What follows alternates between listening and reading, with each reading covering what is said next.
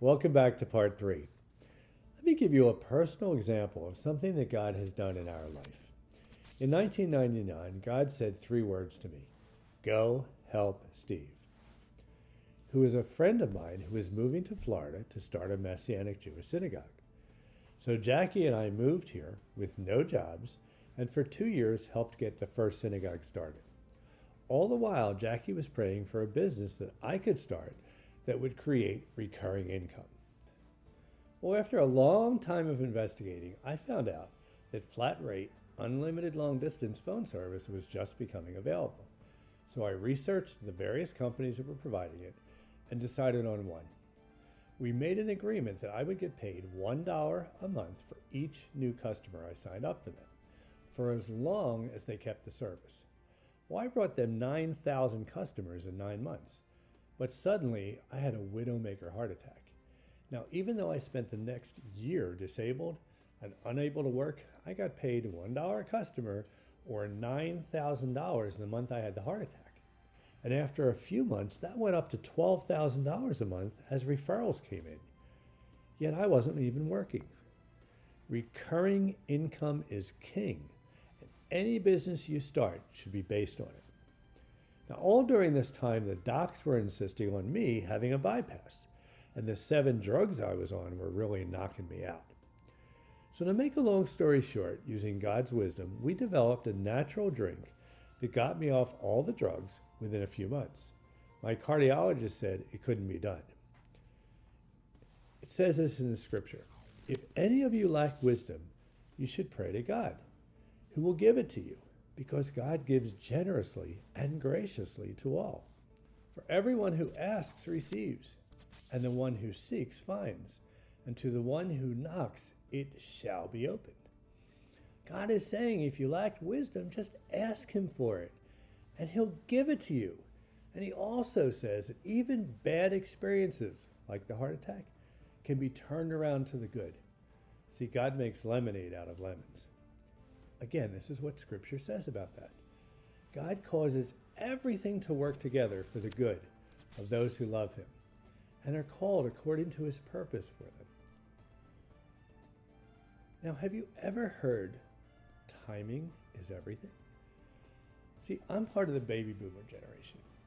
And as we're all getting older, we're dealing with aching joints, wrinkles, heart attacks, strokes, cancer, and so on. Well, have you ever heard being at the right place at the right time, or ride the wave to success? Well, in order to ride a wave, you need to be directly in front of it and catch it at the right place at the right time. Today, products and services that benefit baby boomers are very successful because we are the largest and richest segment of the population, and we will spend our money to solve these problems. Well, the cardiovascular drink I made for myself certainly qualified, since tons of baby boomers needed and still need to reduce their blood pressure, cholesterol, and clean out their arteries. So by making it available online, God blessed us with a multi-million-dollar business. Now, before we go any further, let me warn you to resist becoming prideful. Maintain a great attitude and bless your customers. And if you work for a company, bless your employer by working for him as if you were working directly for God himself. This is what God says: God opposes the proud, but gives grace to the humble. Remember where your talents came from and give God the credit. I have hired and fired many people over the years, so I can tell you that when an employee did just enough to get by, I noticed. But employees who had great attitudes and went above and beyond, they got raises and promoted. So bless your employer by figuring out how to make his company more money. But again, remember, you don't give your best with a motive of getting, but to bless. And in turn, God will bless you with abundance. This is true. Remember your mission, should you decide to accept it, is to build God's kingdom by improving this world and letting others know why you are personally being blessed.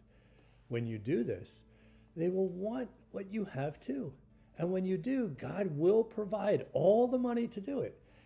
and he will also build your kingdom.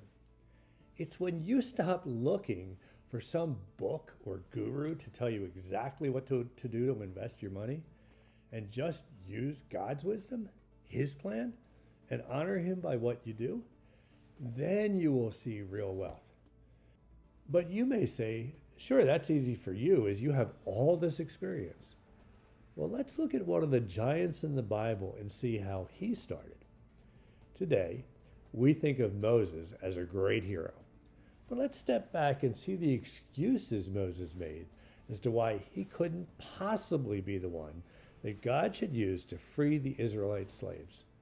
He said to God, "Who am I that I should go to Pharaoh and that I should bring the sons of Israel out of Egypt?" Translation, I'm nothing. I'm no one special. I've failed so many times, I'm just not the right guy. Then Moses asked God, "What shall I say?" Translation, I don't know what to say. I'm not the right one to do this. Then Moses said to God, "What if they don't believe me?" Translation, no one's going to listen to me or believe me. I'm not the right one to do this.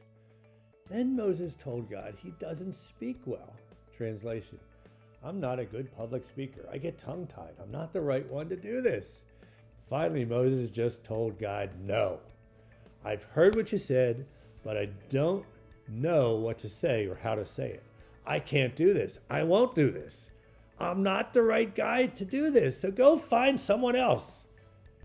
But even though Moses lacked faith, the Lord showed him mercy and graciously used him in spite of himself. Think about it. Moses' excuses were true. After all, why would Pharaoh, who considered himself to be God, listen to a poor shepherd? After 40 years in the desert tending sheep, it's no wonder Moses was freaking out. After all, really, who was he? But have you ever stopped to consider that maybe all of Moses' weaknesses and failures were precisely why the Lord chose him? By choosing a weak and sinful man, the Lord, not Moses, the Lord, not Moses, got all the praise and glory and honor. Why? Because Moses was right.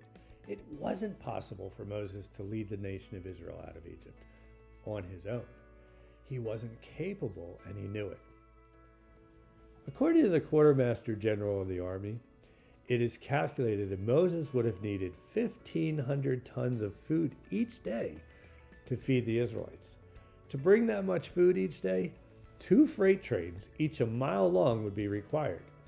Plus the 4,000 tons of wood to cook the food would require a few more freight trains, each a mile long. And the 11 million gallons of water each day would require another freight train with tank cars 3 miles long. So yes, Moses was right. He couldn't do this. But God took care of those things for him every day. And today, the Lord is calling you. Will you be faithful, or will you give God excuses why you're the wrong person for the job? Okay, so to close part 3, money is power, and its highest use is to advance God's kingdom.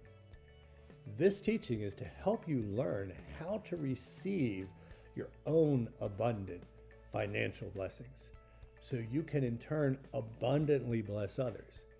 One way you can start doing this right now is to tell others about what you're learning here. It will bless them. Now let's move on to part 4, where we will begin to learn some of the nuts and bolts of financial success, as well as success in your life in general. I'll see you in part 4.